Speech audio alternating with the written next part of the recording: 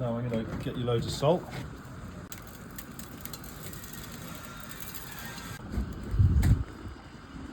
Ruined you. I don't even enjoy like turkey cooked in a normal oven anymore.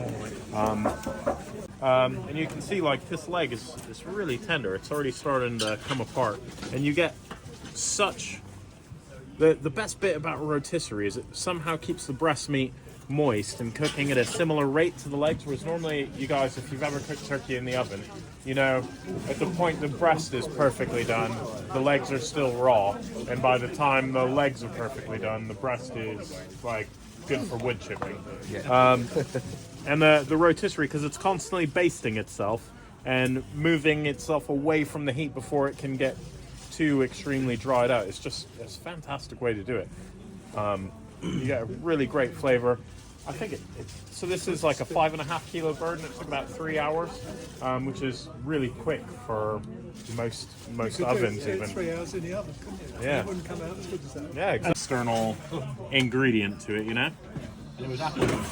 Yeah, we did apple today, but to be honest, it's great with most woods. I've even done it with hickory, which some people might say is a little bit strong for turkey, but it comes out great. You just don't want to use too much of it. And the beautiful thing about doing it on the charcoal as well is as the charcoal burns out, it becomes less and less of a temperature. So to be honest, that charcoal is pretty much out now. So in a way, it's sort of resting itself down slowly. And instead of just taking it out into a completely cold environment, when that temperature slowly drops, it's almost bringing it down into a hot hold so it can rest and those juices go back into it. Like the leg here, you can just pull that off. And you know, I don't have any juices or any bleed out or anything like that happening on the board. And for me, like that's how I want a turkey leg. And you can see along the edge here, we've actually got like a little bit of a pink hue. So and that's something called a smoke ring. It's a natural reaction from carbon monoxide specifically produced from wood smoke and proteins in most meat. And when you get into barbecue competitions and things, the bigger the smoke ring, the more points you get. It's a visual indication of how far that smoke flavor has been able to absorb into the meat itself.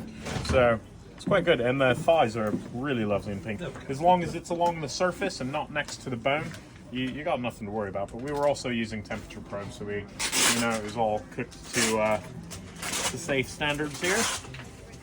What's the right temperature inside? Ideally, I like to take it to about 70, 72, and then leave it to rest.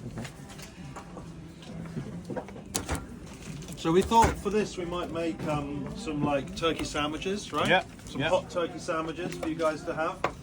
Because there's quite a lot of food, rather than having it all in one plate, we're going to break it up a little bit. So we've got hot turkey sandwich, and then we'll finish with our pastrami and our ribs, and we've also got the armadillo eggs and everything else.